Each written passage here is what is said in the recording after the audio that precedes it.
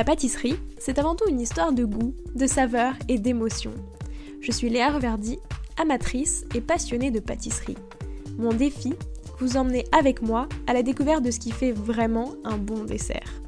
L'objectif ultime, trouver la recette parfaite qui fera fondre vos papilles à coup sûr. Vous êtes sur le point d'écouter un nouvel épisode de Papilles. C'est le podcast qui part à la rencontre des meilleurs chefs pâtissiers pour comprendre l'émotion et les saveurs qui les animent au quotidien lorsqu'ils créent leur dessert d'exception. Après cet épisode, à vous de laisser libre cours à votre imagination et de créer les desserts aux saveurs qui vous ressemblent, tout en vous inspirant des meilleurs. Bonne écoute!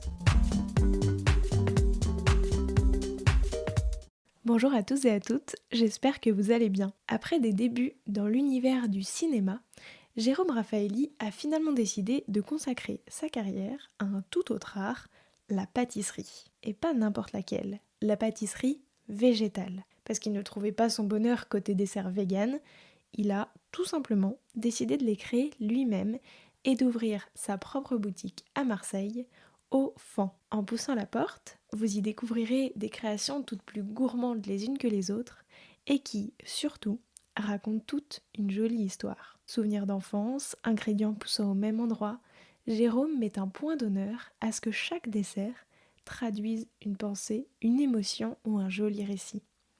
Au menu de cet épisode, comment transformer une recette classique en une version végétale, ses secrets pour des viennoiseries 100% véganes, et enfin son conseil pour se lancer dans la pâtisserie végétale, faire bien attention aux températures des ingrédients.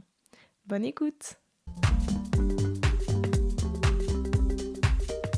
Bonjour Jérôme, comment vas-tu? Je vais très bien, merci Léa. Alors pour commencer, je te propose de revenir sur ton parcours, mais au prisme des saveurs. Déjà, première question, toi, c'était quoi ton dessert préféré quand tu étais petit? Alors mon dessert préféré quand j'étais petit, alors il y a plusieurs étapes quand même du petit. C'était clairement en fait, les desserts de maman, les desserts de grand-mère. Tu vois? Donc c'est vrai que j'adorais, les goûters, quand ma mère, j'arrivais à la maison et que je sentais l'odeur des crêpes, les gâteaux pommes, les gâteaux yaourt, tu vois? De mes grands-mères. Donc pour moi, ça, c'est vrai que ce sont de vraies références. Après, bien sûr, les goûters, tu vois? Avec, les tranches de pain grillé et de la pâte à tartiner ou le du cho juste du chocolat fondu sur le pain. Donc ça, c'est vrai que ce sont les vraies références, on va dire, de la petite enfance pour moi. Et après, assez rapidement, mes 2 desserts préférés étaient le millefeuille, et les tartes aux fraises. Et en fait, ce sont toujours mes desserts préférés pour tout avouer. Et justement, c'est quoi pour toi, le dessert, parfait pour un repas, du dimanche midi? Si tu me parles de repas du dimanche midi, pour moi, c'est tout de suite une connotation de repas familial, Mmh. parce que, bah, voilà, c'est vrai que, moi, j'ai grandi dans cet univers, si tu veux, de grandes tablées, voilà, avec, plein de choses et cetera. Et c'est vrai que pour moi, le dessert parfait du dimanche, c'est, un dé surtout après le déjeuner, ça va être un dessert, léger. Ça va être un dessert qui se mange, facilement, donc de préférence un dessert aux fruits, et je pense, assez facilement, je pourrais te dire une tarte aux fruits. Ouais, classique. Ouais, Bah, c'est vrai que c'est toujours bien pour finir un repas.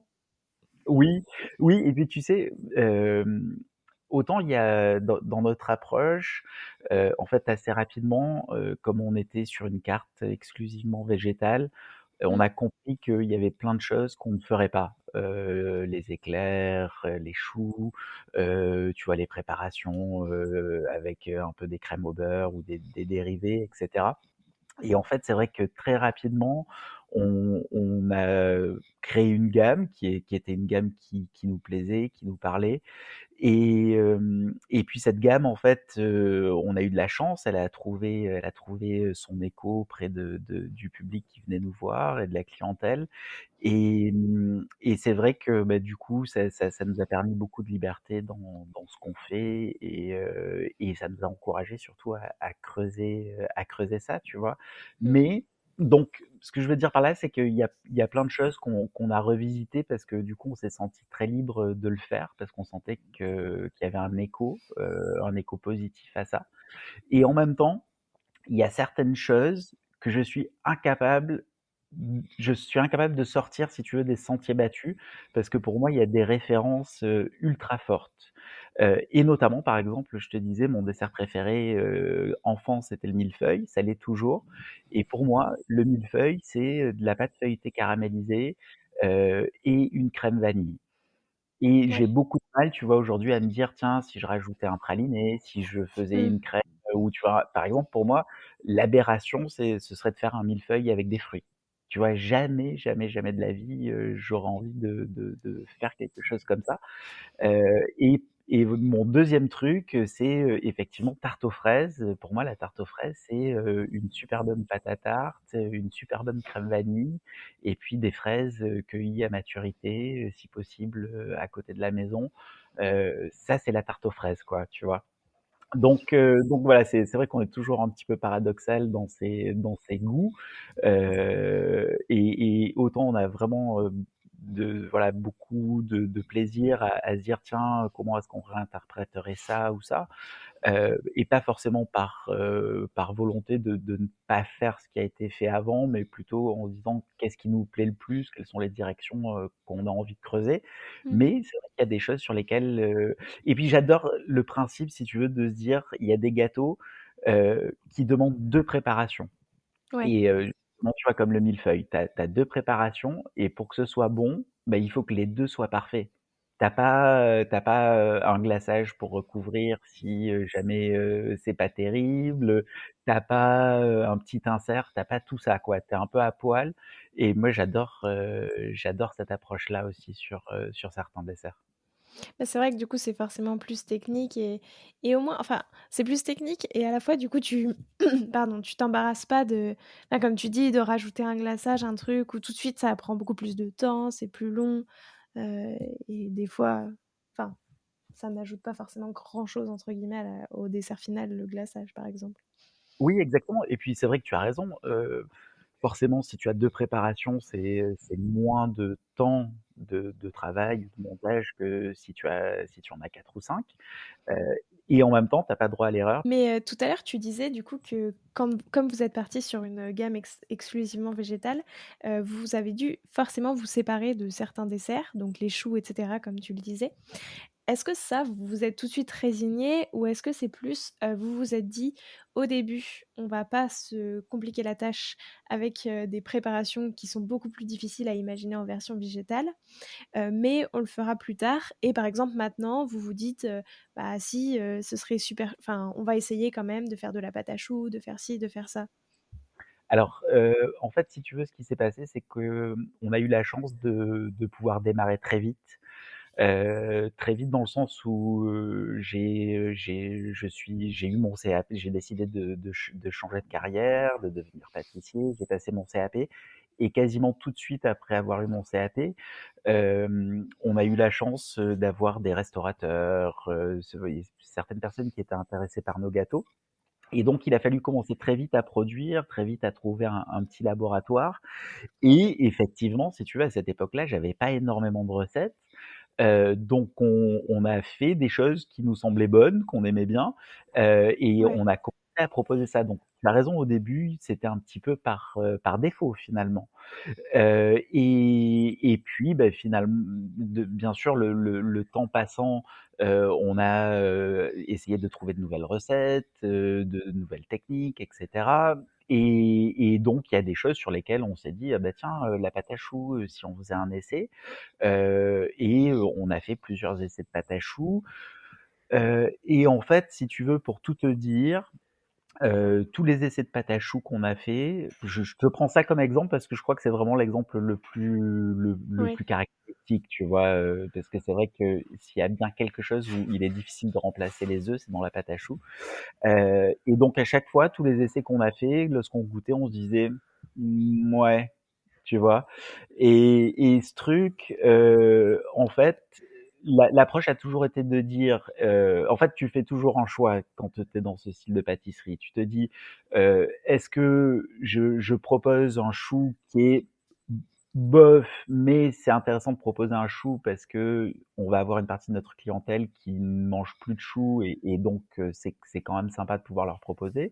Ou est-ce qu'on leur propose que des trucs dans lesquels on croit à fond?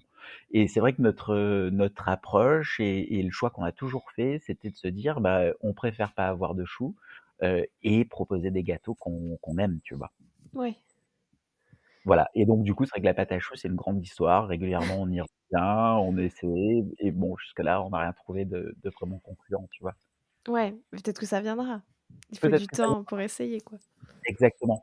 Et puis, tu vois, moi, en fait, quand cette année de CAP, où j'apprenais le métier de pâtissier, et où j'avais déjà la volonté à l'issue de ce CAP, de proposer une pâtisserie végétale. Je testais tout au long de l'année, tu vois, j'apprenais une recette à l'école et puis je rentrais à la maison, je me disais: «Tiens, je vais essayer cette recette, de la végétaliser». Ouais, Et le la vision était toujours de me dire: «Je veux m'écarter le moins possible de la recette classique».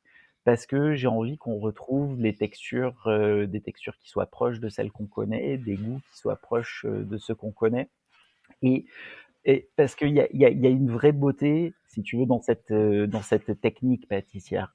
Et par exemple, c'est vrai que sur une recette de pâte à choux, le fait que le chou lève, gonfle, c'est vraiment la réaction de l'œuf qui fait ça. ouais, Et je trouve que aujourd'hui, par exemple, faire une pâte à choux végane en remplaçant l'œuf, l'effet de l'œuf par de la levure chimique, comme ça se fait dans certaines recettes véganes, je trouve ça dommage en fait. Tu vois? Je trouve ça dommage et effectivement, si je trouve la bonne préparation qui un jour me permettra de faire lever des choux, par l'évaporation comme le fait l'œuf, beh, voilà, je crois que je serai pas loin du but, tu vois?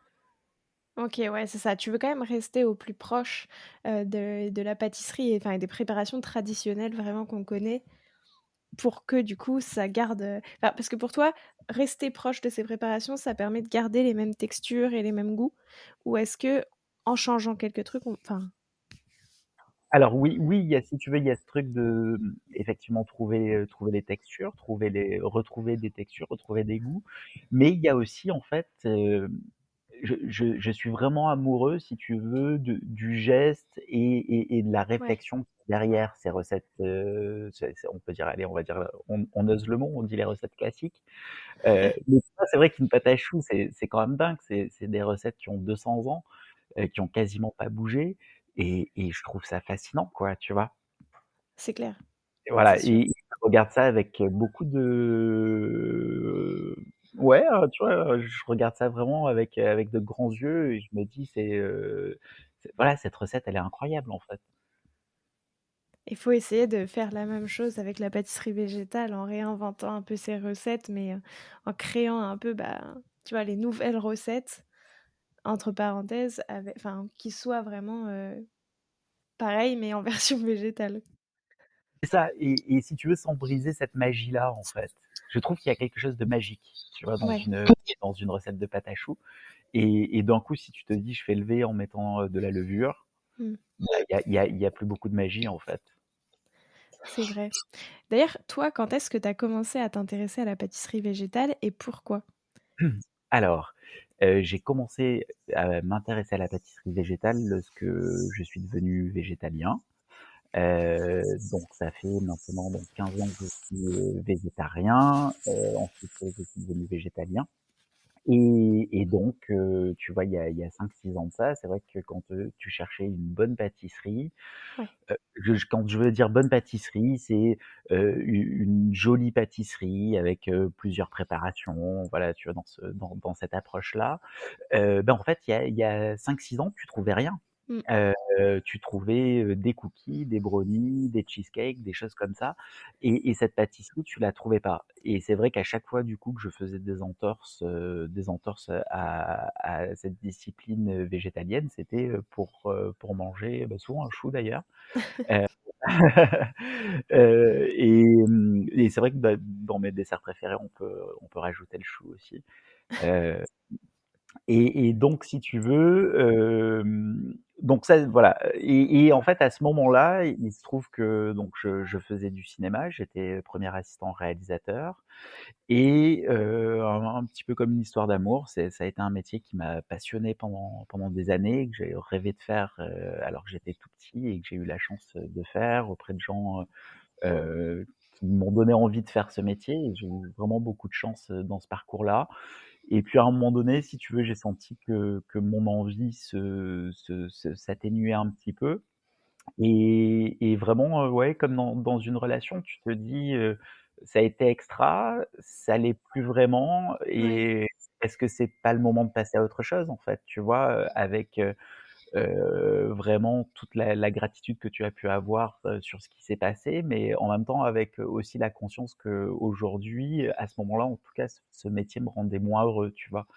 Et puis, voilà, j'avais très envie effectivement de faire à manger, d'être dans dans un métier de bouche, alors au début je pensais, pourquoi pas ouvrir un restaurant. Après, c'est vrai que je suis parti parce que j'aimais bien le côté aussi, développer, un projet, une marque, tu vois? Il y avait un petit peu tout ça dans ma tête, donc à un moment je me suis dit: «Bah, tiens, si je faisais, des biscuits, je vais créer une marque de biscuits véganes». Et c'est vrai que très rapidement, en fait, on se pose la question de, bah, où est-ce que je les produis? Quelles sont les recettes? mmh, Tu vois? Toutes ces choses-là, et c'est vrai qu'à ce moment-là, donc une amie m'a dit: «Mais pourquoi tu passerais pas, un CAP? Parce que du coup, tu vas apprendre toutes ces choses». Et donc c'est ce que j'ai fait, et c'est vrai qu'en cours d'année, en fait, j'ai eu une sorte de déclic. Justement, je crois que, tu vois, en faisant de la viennoiserie, en faisant ces choses-là, où je me suis dit: «Mais non, en fait, ce que j'ai envie de faire et ce qui me manque aujourd'hui en tant que gourmand, c'est de retrouver cette pâtisserie-là, mais de la trouver de manière végétale». Et du coup, le projet, si tu veux, s'est construit comme ça, en fait. Mais avant de commencer, cette formation en pâtisserie, c'est vrai que, mes talents de pâtissier étaient super limités, tu vois? Effectivement, c'était un peu de pâtisserie de voyage, c'était, quelques tartes, voilà, mais j'avais jamais fait un entremets ou quelque chose comme ça avant. J'étais pas du tout pâtissier amateur, quoi, tu vois? OK, c'est assez incroyable justement parce que d'apprendre tout comme ça, puis en plus je trouve que tu te rajoutes une difficulté, d'après devoir végétaliser toutes les recettes, parce que déjà c'est quand même pas super facile d'apprendre à faire des pâtes feuilletées et compagnie, mais si en plus tu te rajoutes, le défi de pas utiliser de beurre, c'est assez compliqué, donc vraiment bravo. Bah, écoute, merci, mais en fait, si tu veux, tu sais, c'est toujours un petit peu pareil quand tu te lances dans un projet. Finalement, si, avant de te lancer, tu avais une sorte de flash Ouais. forward et que tu te disais: «Je vais passer par tout ça», peut-être que si ça se trouve, je me serais découragé, tu vois? Mais c'est simplement que les choses sont les unes après les autres. Et que c'est vrai que j'ai eu beaucoup de chance aussi, voilà, les bonnes rencontres, le fait que donc Kevin qui est mon époux aujourd'hui et avec qui je vivais déjà à l'époque en cours de route, me dit: «Bah, écoute, moi c'est quelque chose que j'ai envie de faire avec toi». Donc si tu veux, tu vois, ce sont des petites choses qui se rajoutent comme ça. En fait, il y a une direction et puis petit à petit tu rajoutes, des wagons à cette locomotive et à la fin, tu as quelque chose de cohérent, quoi. Mais, est-ce que enfin, du coup, comment est-ce que tu as appris à végétaliser les recettes quand tu pars, du coup, de zéro? Que en plus tu fais une formation, un CAP où on t'apprend des recettes où il y a des œufs, du beurre, de la crème et pour le coup, en pâtisserie française, il y en a énormément. Comment est-ce que, du coup, tu apprends tout seul à, changer un peu ça et à faire en sorte que, toutes tes préparations deviennent véganes? Alors, on a quand même, si tu veux, en pâtisserie. Et justement, quand tu es dans ce cursus, de CAP et puis ceux qui font, voilà, des mentions complémentaires, des BTM et cetera, l'ont d'autant plus, mais tu as vraiment une partie de technologie où en fait, tu apprends que tels ingrédients avec tels ingrédients, peuvent réagir, de telle manière.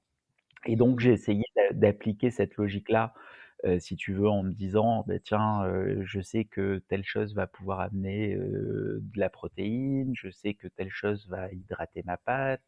Ouais. Heu, Parce qu'en fait, la logique, si tu veux, qui est la plus difficile, c'est toujours, celle qui tourne autour du rôle de l'œuf.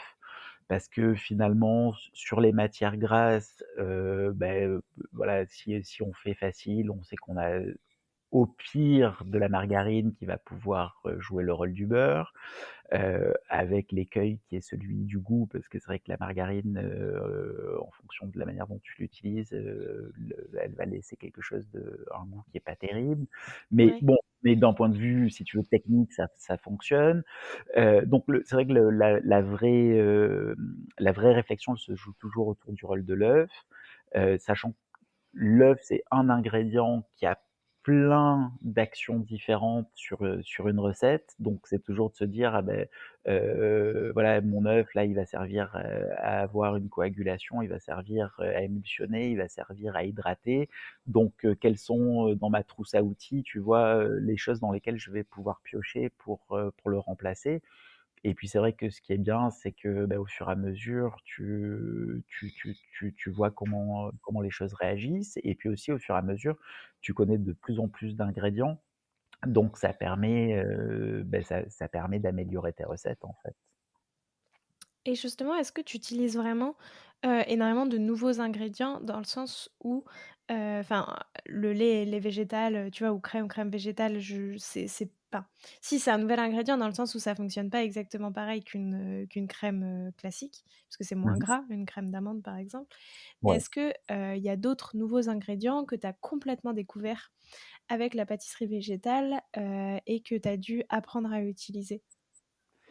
Alors, en fait, finalement, peu d'ingrédients qui soient exclusifs à la pâtisserie végétale. OK. Et ça, si tu veux, je trouvais que c'était intéressant aussi, et ça m'a vraiment fasciné, en fait, quand, justement je cherchais par exemple, comment remplacer les gélatines, et puis que je me suis aperçu qu'effectivement il y avait, plein de choix de pectines différents, qui pouvaient me permettre, de les remplacer, plein de choix dans les gélifiants végétaux aussi qui me permettraient de le faire. Et qu'en fait, ces produits-là étaient utilisés dans des recettes de Ouais. pâtisserie classiques.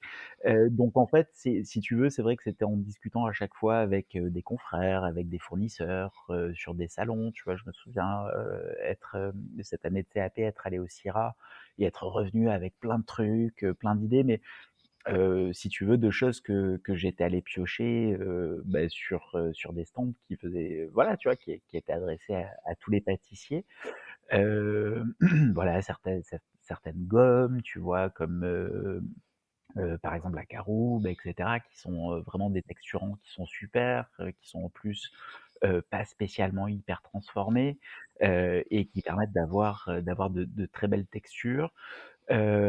Ensuite, donc si tu veux, effectivement sur la partie végétale, ça va surtout intervenir sur, bien sûr, les laits, les crèmes, Mmh. un petit peu les matières grasses. Alors tout à l'heure, c'est vrai que je dénigrais un peu la margarine, mais on continue quand même à en utiliser. Les huiles de coco, qui peuvent être utilisées en pâtisserie classique aussi, mais que Ouais. nous, du coup, on utilise sûrement beaucoup plus. Hem, voilà, je crois qu'en fait, c'est essentiellement cette partie-là, ouais. D'ailleurs, il y a quelque chose qui m'a assez intriguée. Tu fais quand même pas mal de viennoiserie et je me demandais par quoi est-ce que tu remplaces le beurre, pour arriver à faire, une pâte feuilletée qui ressemble à une pâte feuilletée, qu'on connaît, mais sans beurre? Alors, justement, la viennoiserie, si tu veux, c'est un exemple typique effectivement de produit où on est obligé d'utiliser de la margarine. Donc, on utilise une margarine de tourage qui va vraiment avoir les mêmes caractéristiques qu'un beurre de tourage, qui est d'ailleurs, fourni de la même manière, en plaquettes comme ça, un petit OK. peu dur, sur lequel on va travailler pour, la mettre à température avec la pâte, et pour pouvoir faire en sorte que ensuite toute la technique de tour se passe le mieux possible. Et donc voilà, margarine, nous, c'est vrai qu'on est assez à cheval sur les matières premières et sur les origines des matières premières. Donc on va utiliser une margarine exclusivement bio, et dans laquelle on sait que les ingrédients ont été sourcés de manière propre, quoi, tu vois. Heu alors, les premiers essais, si tu veux, de viennoiserie, ce qui était assez marrant, au-delà du fait que nos techniques de tourage étaient sûrement approximatives, mais en tout cas, le premier écueil qu'on avait, c'était qu'elles sortaient après cuisson et que c'était blanc, tu vois? Ouais. Mais genre vraiment blanc. Alors, là, on allait, essayer de glaner des infos et cetera, en mettant un petit peu de lait de soja, en mettant ci, en mettant là, et c'est vrai que ça améliorait rien. Et puis il y avait toujours, il n'y avait pas spécialement un goût de margarine, mais par contre, parce que tu sais, par exemple, tu vas trouver différentes margarines et tu en as notamment qui ont certains arômes, certains colorants aussi pour pouvoir se rapprocher le plus possible du beurre. Et nous, à l'inverse, on préfère utiliser une margarine totalement neutre. Donc, c'est vrai OK. qu'il y avait, tu vois, il manquait un petit quelque chose sur ces viennoiseries. Et là, on a eu l'idée de se dire: «Mais en fait, nos viennoiseries, ça va se jouer, sur la manière, dont on va les dorer». Et Mmh. donc on a commencé à travailler des sirops pour les dorer, et déjà ça a été un pas, très intéressant. Et ensuite la deuxième étape, on s'est dit: «Quand même, on va rajouter encore quelque chose», et du coup, aujourd'hui, les viennoiseries, on les dore avec un sirop et une huile d'olive. Du coup, on a une très belle coloration, et en plus, on a, si tu veux, des ingrédients qui vont amener un goût, et une saveur sur ces viennoiseries. Donc on n'a pas OK. des viennoiseries qui ont un goût de beurre, on a des viennoiseries, qui voilà, qui vont un petit peu vers l'huile d'olive, qui vont un petit peu vers, alors, parfois on change de sirop, tu vois? Ça dépend en fonction des inspirations ou en fonction de choses qu'on peut produire, mais c'est vrai que des fois quand on confie par exemple, des agrumes, après je vais réutiliser ces sirops dans lesquels on a confié les agrumes pour justement, dorer les viennoiseries. Ouais, puis du coup, ça apporte un petit goût, assez chouette, à la viennoiserie, quoi. Exactement, exactement. Et c'est vrai qu'en fait, si tu veux, c'est ce qui est intéressant dans le végétal. C'est-à-dire que souvent, tu as des bases qui sont assez neutres et qui ont pas un Ouais. grand intérêt, d'un point de vue gustatif, et ce désavantage, en fait, se transforme en avantage parce que lorsque tu vas y apporter quelque chose, du coup, tu as vraiment le goût de ce que tu vas y apporter, et ça, Ouais. c'est plutôt cool. Moi, c'est vrai que souvent, tu vois, quand je goûte des gâteaux, en fait, pour moi, il y a 2 catégories de gâteaux, en pâtisserie, du coup, qui va utiliser du beurre, de la crème, des œufs. C'est, les pâtisseries qui auront utilisé des ingrédients de très bonne qualité et où, du coup, j'aurai un vrai plaisir d'avoir un goût de beurre, une crème onctueuse, tu vois? Toutes ces choses-là, tous ces traceurs qui sont intéressants. Et les pâtisseries qui utilisent des matières premières qui sont un peu moins bien, et où là, ça devient pour moi vraiment gênant parce que, au lieu de sentir, le goût d'une crème citron, je vais sentir, uniquement, un beurre de mauvaise qualité, tu vois? Ouais. Voilà, et c'est vrai que chez nous, du coup, ce problème ne se présente pas, et on peut vraiment travailler, voilà, donner place aux produits qu'on a envie de mettre en avant. Et du coup, est-ce que tu trouves que, enfin, c'est «plus facile» entre guillemets de faire ressortir le goût des ingrédients que tu vas mettre grâce à la pâtisserie végétale? Alors oui, c'est plus facile parce que du coup la base elle est neutre, tu vois? C'est vrai que Mmh. quand tu goûtes le lait de soja, bon, en soi, surtout, Oui. voilà, un lait de soja industriel, ça a pas grand intérêt. Autant, voilà, un lait de soja artisanal, ça a un fort goût de soja, donc après ça peut être clivant ou pas, mais je veux dire, il y a du goût. Un lait de soja, industriel, il y a pas vraiment grand intérêt. Donc effectivement, ce que tu vas, positionner derrière va être au premier plan.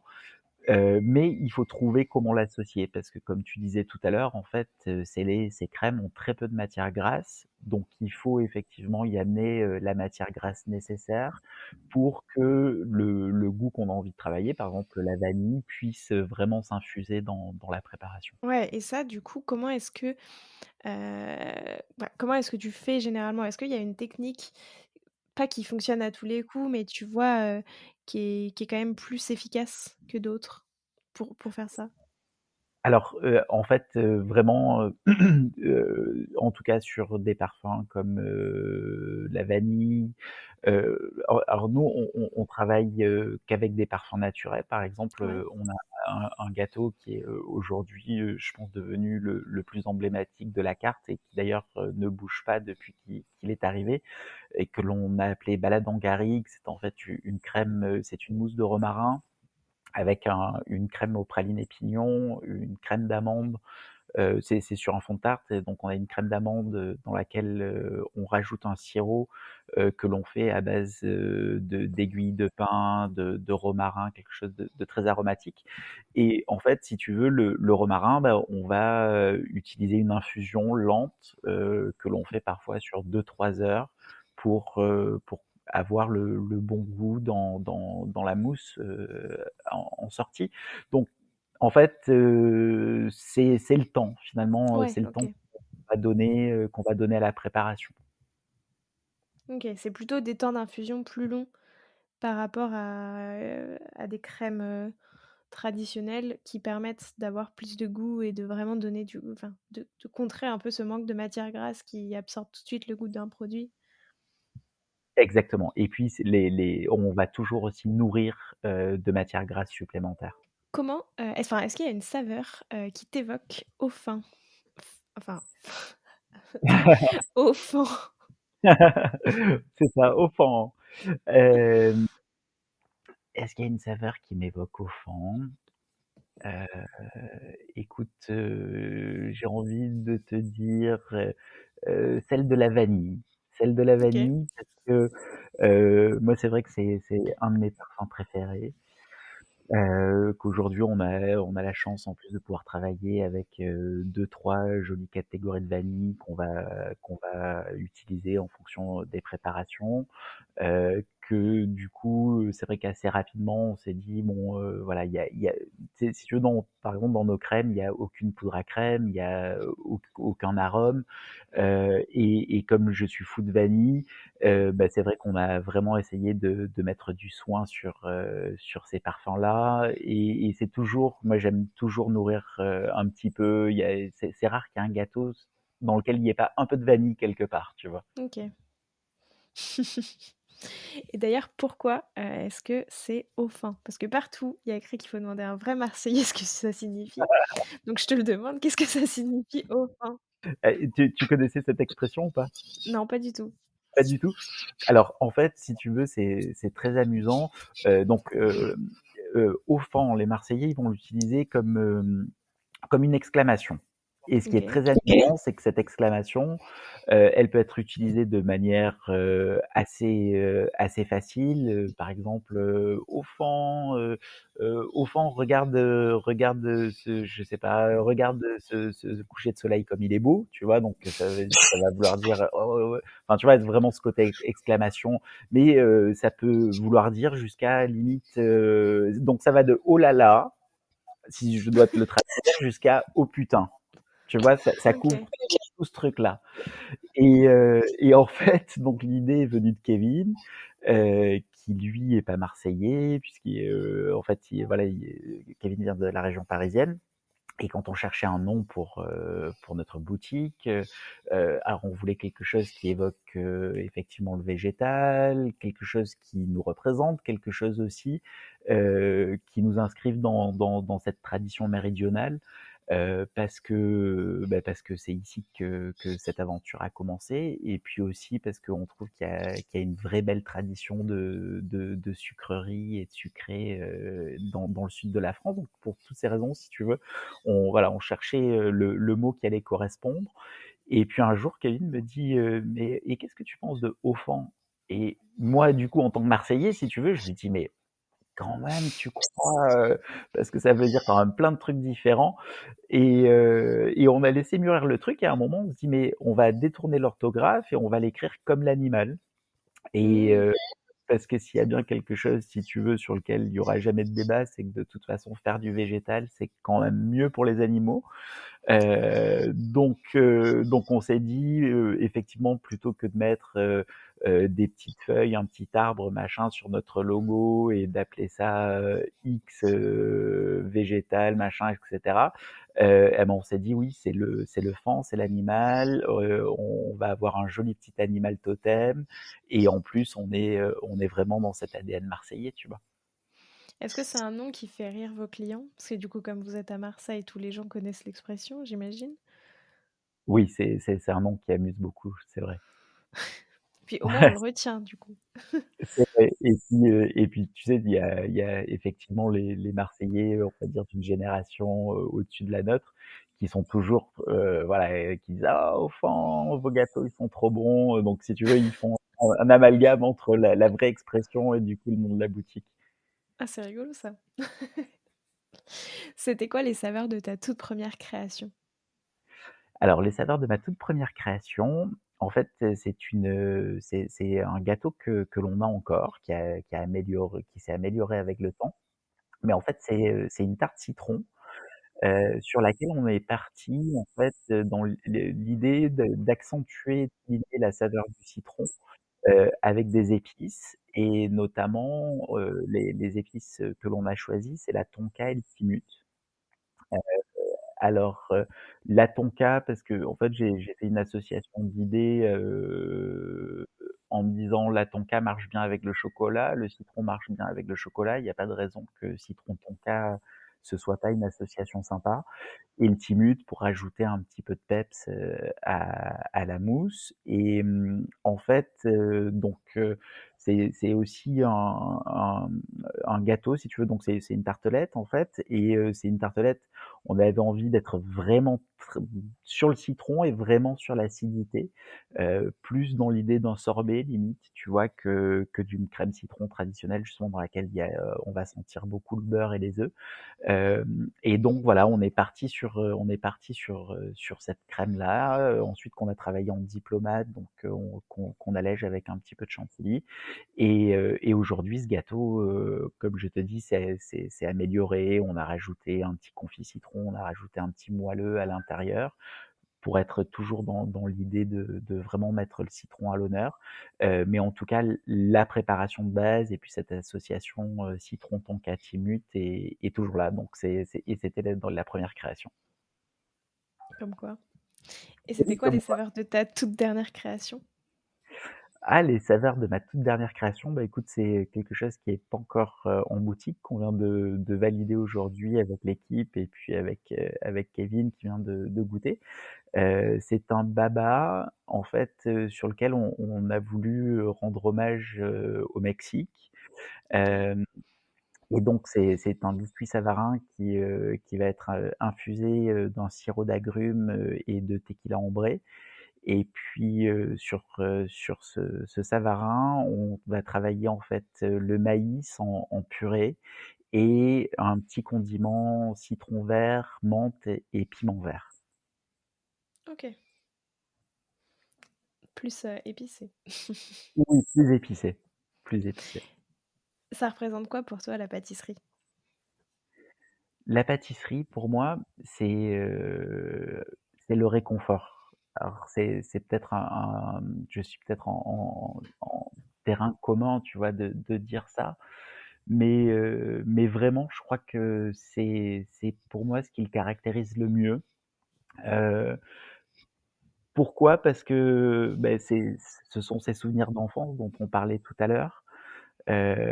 Où effectivement, lorsque tu manges quelque chose de sucré, c'est toujours ces moments agréables et en fait, je crois que si tu veux, ce petit réconfort, en fait, on le maintient, tout au long de notre vie et Alors bien sûr, il y a le côté festif, comme on l'évoquait au début, tu vois? Avec, les repas de famille et cetera. Mais je crois que pour moi, ce qui caractérise le mieux une pâtisserie, c'est, tu es tout seul, tu passes devant une boutique que tu connais pas, tu vois un gâteau, qui te fait de l'œil, tu l'achètes et tu le manges dans la rue, tu vois? Ouais. Et c'est ce geste-là, en fait, qui est, heu, je craque et je m'autorise ce petit moment, de plaisir. C'est vraiment ça que j'aime, dans ce qu'on fait. Comment est-ce que, tu tes desserts? Est-ce qu'il y a toujours cette notion de réconfort qui est dans chacune de tes créations? Est-ce qu'à chaque fois, tu vois, justement, tu te dis, bah, tu parlais de manger un gâteau dans la rue, donc est-ce que, chacun de tes desserts, on peut les manger comme ça directement après l'avoir acheté? Enfin, comment est-ce que tu imagines tes desserts? Alors, en fait, c'est vrai que j'aime bien me dire qu'un gâteau, il se mange à la main. Mmh. Alors, c'est vrai que tout à l'heure, je te parlais du baba et que le baba, forcément, il y a un Oui. pot et une cuillère et cetera. Mais, j'aime beaucoup cette idée du dessert qui se mange à la main, quoi qu'il arrive. C'est-à-dire que, bah, on a beaucoup parlé du millefeuille et maintenant tu sais que j'adore ça. Mais, par exemple, la tropézienne, tu vois? Ça, ce sont 2 desserts. Tu sais que si tu les manges dans la rue, tu vas t'en mettre partout, ça va couler, tu vas avoir de la crème sur les doigts. Et en même temps, je trouve que c'est ça aussi l'histoire de ces desserts et surtout le plaisir qu'on a de manger ces desserts.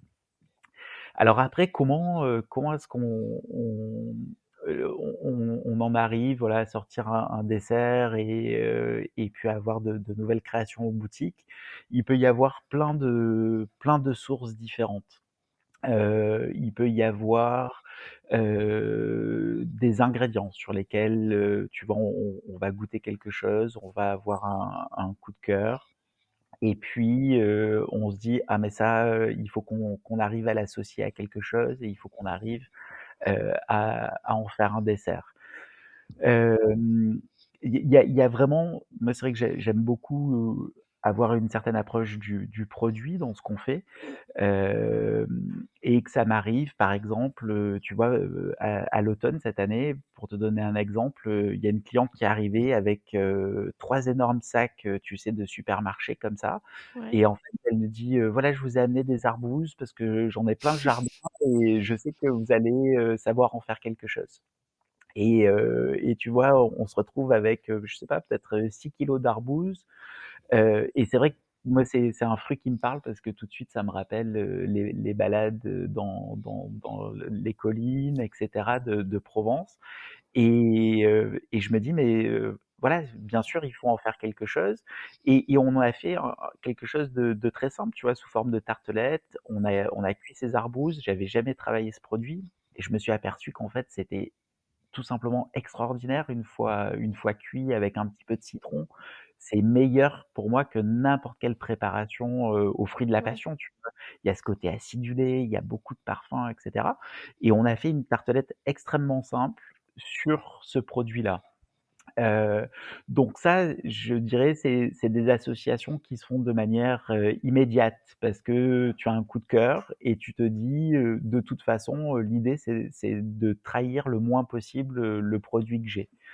Hem Et c'est là où tu vois, effectivement, de manière un petit peu facile ou de manière instinctive, beh, je vais me dire, «Oui, de toute façon, associé avec une belle crème vanille et une bonne vanille, voilà, on est dans la pâtisserie, il y a la gourmandise de la vanille, il va y avoir, derrière pour citer l'arbouze, voilà, c'est le peps de l'arbouze.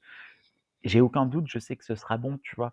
Ouais. Et puis après, c'est vrai qu'il y a des constructions, on va dire, qui sont un petit peu plus intellectuelles ou un petit peu plus pensé, où on va se dire en fait, on aime bien que les gâteaux aient une sorte d'histoire ou en tout cas aient une sorte de cohérence, et c'est pas simplement aligner des ingrédients en se disant: «Ça va être bon», mais en se disant: «Voilà, ces ingrédients, ils vont ensemble parce qu'ils sont du même territoire». Par exemple, tu vois?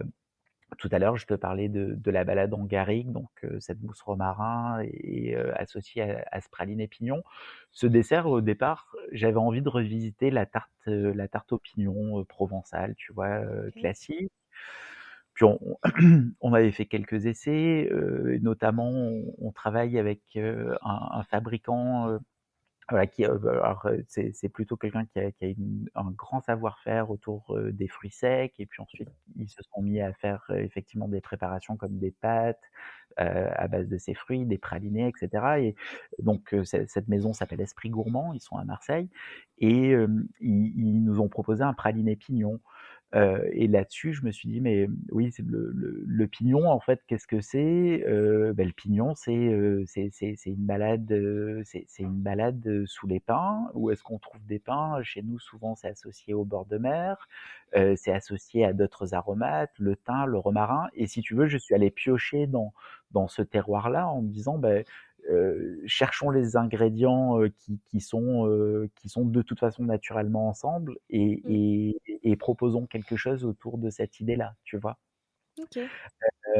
Par exemple, il peut y avoir, des desserts qui racontent aussi un petit peu de notre histoire. On a, un dessert qui s'appelle le sticky mango, qui est en fait, un dessert sur lequel on s'est dit, hem, en fait la maman de Kevin est d'origine cambodgienne. Moi j'avais eu l'occasion de voyager aussi beaucoup dans ces pays-là et puis un jour, en discutant avec Kevin, on s'est dit: «Ah mais oui, il y a un truc qu'on adore, dans le sud-est de l'Asie, c'est, la mangue fraîche qu'on mange sur le riz gluant, arrosé de crème coco». Et on s'est dit: «Bah tiens, est-ce qu'on essaierait pas de faire un gâteau avec ça?» Et tu vois, de ce dessert, hyper populaire et street food, on a fait un entremets, et cet entremets, non seulement il racontait nos voyages, mais il raconte aussi, une partie de l'histoire de Kevin. Voilà, si tu veux, c'est un petit peu ce travail-là qu'on fait et du coup, tu vois, parfois, c'est comme ça des petites pièces que tu rajoutes à un puzzle et puis tu les testes ensemble et tu te dis: «Bah oui, c'est chouette, ça fait un joli gâteau». Parce qu'il y a une Ouais. jolie histoire derrière aussi. Oui, c'est ça. C'est du coup, c'est forcément plus joli. Enfin, comme tu le disais, quand tu balades dans la ga en garrigue, tu as tout de suite, des images qui te viennent, des souvenirs qui apparaissent et cetera de quand il y a une histoire derrière le dessert, quoi. Quel est ton ingrédient préféré?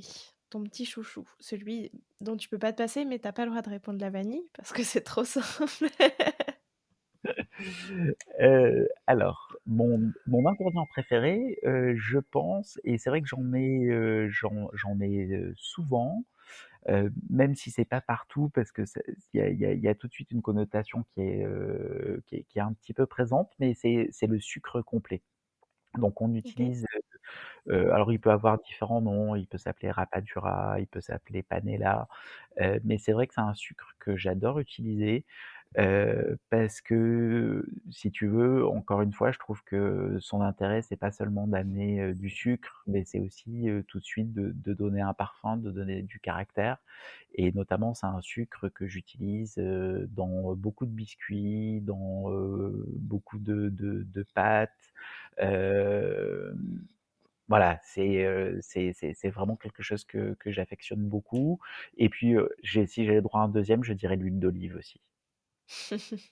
Un petit peu pour les mêmes raisons, parce que c'est vrai que pour, des gens en pâtisserie classique, on utilise, pas mal Ouais, d'huiles concrètes, mais souvent je me dis, tant qu'à utiliser une huile, je préfère que ce soit une huile, qui ait, un parfum qui me parle et puis, voilà, qui s'inscrit aussi dans cette envie, méridionale, tu vois? c'est vrai. Est-ce qu'au contraire, il y a un ingrédient que tu aimes bien, enfin tu peux bien aimer, mais qui te donne beaucoup de fil à retordre, et qui est toujours, beaucoup plus compliqué à appréhender? Alors, oui, on peut dire la tonka. La tonka, c'est Mmh. vrai que mais alors c'est vrai que ça sert à quelque chose de commun aussi, mais c'est un parfum que j'aime bien, mais qui est toujours super difficile à doser. Mais, Ouais. du coup, si tu veux, tu amènes sur quelque chose qui est intéressant. C'est que parfois, notamment ça m'est arrivé, il y a peu de temps, avec un chocolat. On a découvert un nouveau chocolatier, c'était l'année dernière et qui propose des couvertures, qui sont à tomber. Pour information, c'est Nicolas Berger et je suis tombé absolument amoureux d'une couverture et je me suis dit: «Ce truc-là, il faut en faire quelque chose» et si tu veux, au fur et à mesure que je travaillais des préparations, avec ce chocolat et en fait, à chaque fois, j'avais l'impression de le trahir parce que je retrouvais jamais ce coup de cœur que j'avais eu, tu vois, lors des 1res dégustations. Donc parfois, c'est même des ingrédients que tu adores, mais en fait, tu te dis: «Mais non, je m'éloigne trop de ce que c'était au départ», tu vois? Ouais, je vois bien. Et est-ce que tu aurais un conseil, à me donner et à nous donner pour, les auditeurs et auditrices qui nous écoutent, pour commencer dans la pâtisserie végétale? Je sais pas, peut-être, tu vois des choses à respecter, pour bien faire un bon dessert végétal quand on n'a pas forcément l'habitude de le faire? Oui, alors, je dirais en fait, la 1re des choses à respecter, mais qui est, valable, pour, toute technique de pâtisserie, mais je pense qu'il est encore plus valable, en pâtisserie végétale, c'est bien sûr les températures. OK.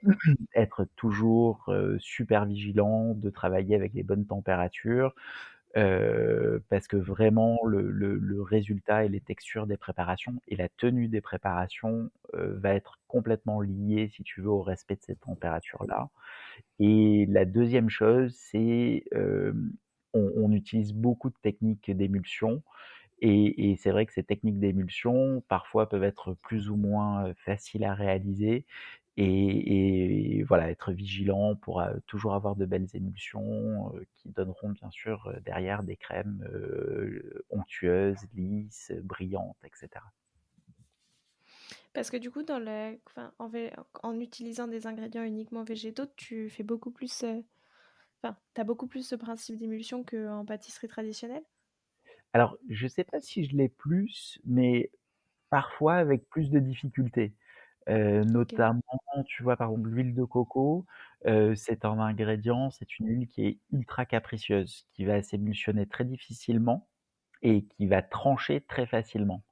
Donc du coup, tu vois, elle, c'est Ouais. c'est l'exemple typique de ce qu'on disait tout à l'heure, c'est-à-dire si tu fais pas attention, au moment où tu fais ta préparation, la manière dont tu vas l'émulsionner et derrière, si tu fais pas attention à la température à laquelle tu vas travailler ta préparation, il y a de fortes chances que tu aies des soucis et voilà, bon après on sait tous, ça veut pas dire que ce sera mauvais, mais en tout cas en texture et cetera, ce sera pas aussi sympa, tu vois?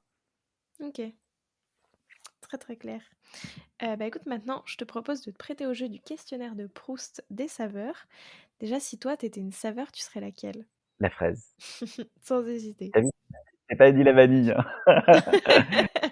Non, mais là, c'est interdit, on peut plus réutiliser. Tu avais spoilé cette question, donc j'étais déjà mentalement préparé. C'est vrai. C'est quoi tes 3 épices préférées? Mes 3 épices préférées, donc j'ai le droit de dire la vanille. Ensuite, j'adore, mais vraiment j'adore le poivre noir. OK. Alors, j'adore les poivres en fait, pour être sincère, que ce soit, le Timut, que ce soit le Szechuan ou après vraiment, des poivres noirs comme, le poivre de Campote. Hem et ensuite, en 3e position, je pense, pouvoir te dire sans hésiter le piment. Qui est même peut-être plus en 2e position qu'en 3e en vrai. Est-ce qu'il y a un dessert, d'un autre pâtissier ou d'une autre pâtissière que tu aurais aimé avoir créé? Dans le sens où quand tu l'as vu, tu t'es dit: «C'est une super idée, j'aurais bien aimé y penser». Tu vois, en admiration un petit peu? Ouais, alors oui, je me le suis déjà dit. Hem et en fait, j si on parle de si tu veux d'approche, que ce soit visuelle, gustative et pas seulement sur un dessert, mais je crois sur l'ensemble de son travail, à chaque fois que je vais chez Claire d'Amont, à chaque fois je me dis, c'est exactement la pâtisserie que la direction de pâtisserie que j'ai envie de faire. Qu'est-ce qui te plaît, particulièrement? J'aime la subtilité des associations qu'elle crée. J'aime la précision de sa pâtisserie et l'élégance, tu vois? C'est vraiment, 3 choses, chez elle, qui, voilà, je suis vraiment très sensible, à ça. C'est quoi ton péché mignon? Mon péché mignon, ben, je crois que voilà, je vais, me redire, hein, mais, c'est le millefeuille. En fait, tu vois, c'est marrant, mais le millefeuille, on le fait, on le fait pas toute la semaine, on le fait, en fait, uniquement le samedi et en fait, je demande toujours au vendeur d'en garder un, pour moi. Et c'est quoi, enfin, du coup, j'imagine que tu as goûté énormément de millefeuilles de pâtissiers différents. C'était lequel, ton préféré? Alors, j'aime beaucoup celui de Pierre Hermé. C'est celui que tu recommanderais? Oui, oui, c'est celui que et celui de Pierre Hermé et aussi celui de Jacques Génin qui est, voilà, je dirais ce sont alors les 2 sont à Paris. J'en ai sûrement loupé plein, d'autres, ailleurs, mais c'est vrai que ce sont vraiment 2 millefeuilles que j'adore. Et est-ce qu'il y a un pâtissier, ou une pâtissière avec qui tu aimerais bien créer un dessert à 4 mains, qui aurait des saveurs assez inattendues? Bah, du coup, oui, Claire d'Amont, bien sûr, puisque je viens de la citer, juste avant.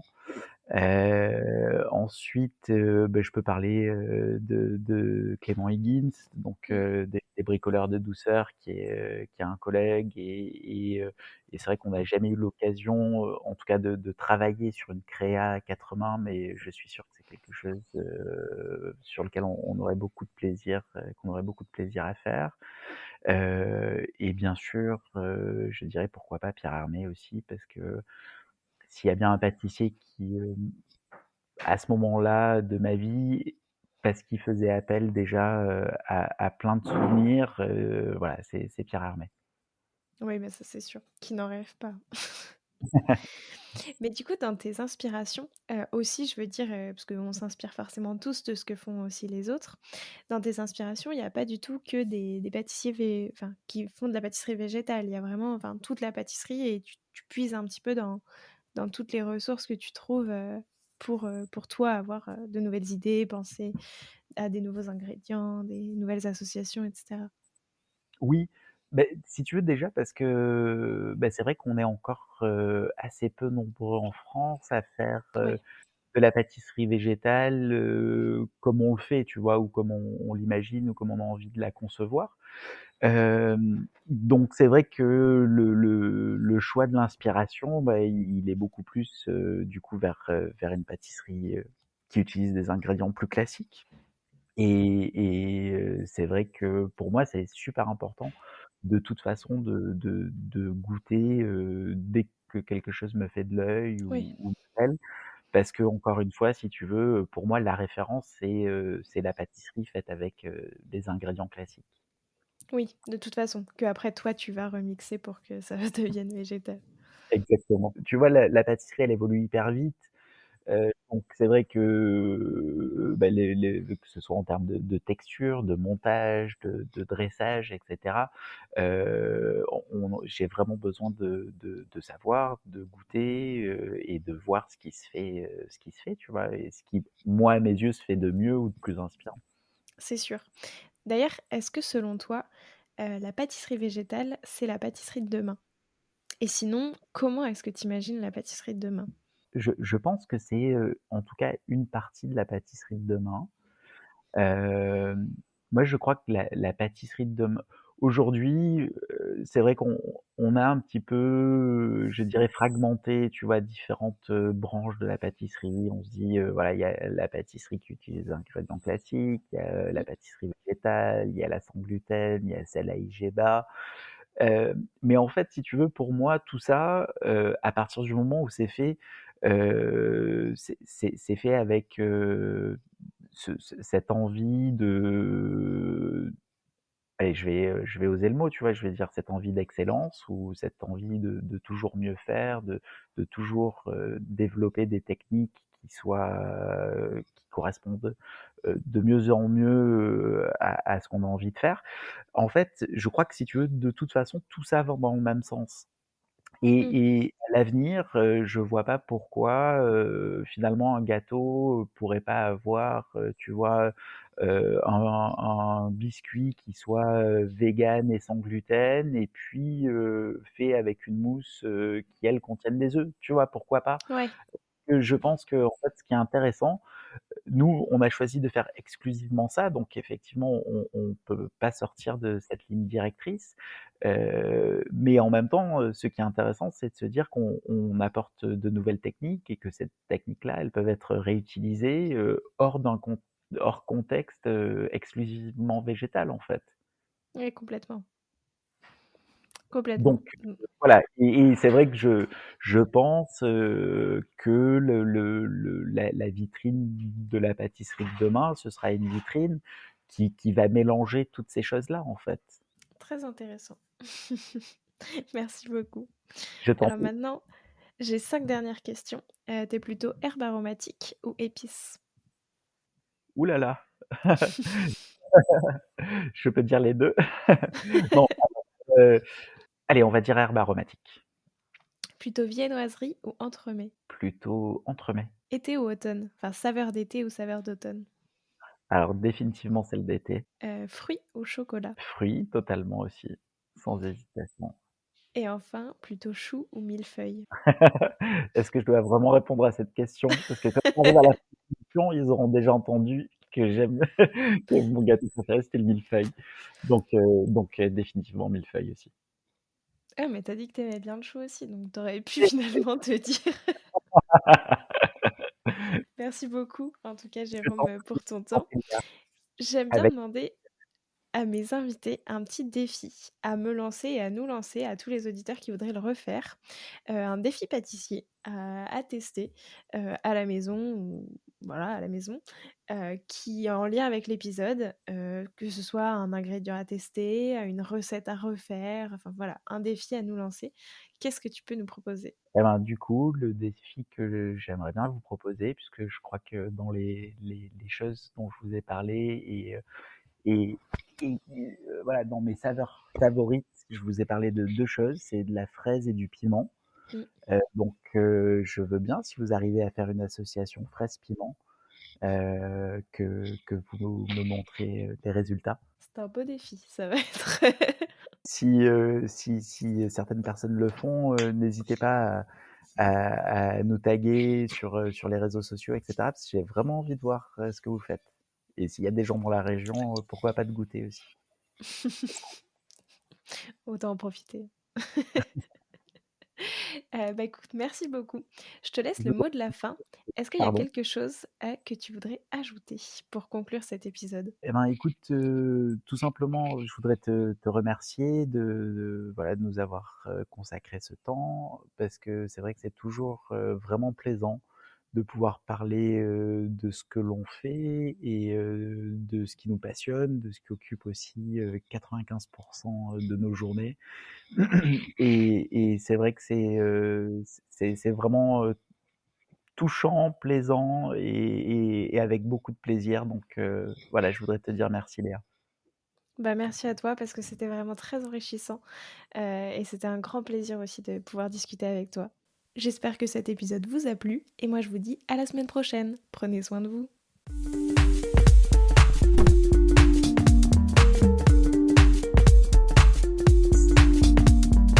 Alors, quel sera votre prochain dessert? Merci d'avoir écouté cet épisode jusqu'au bout. S'il vous a plu, n'hésitez pas à le partager aux gourmands qui vous entourent. Et si vous voulez soutenir Papille, 2 choses. La première, notez l'épisode 5 étoiles sur Apple Podcast et laissez un joli commentaire. La seconde, vous rendre sur papillepodcast.com, sans oublier le S de Papille, et vous abonner à la newsletter pour être prévenu de la sortie des prochains épisodes et des articles que j'écris régulièrement. À bientôt!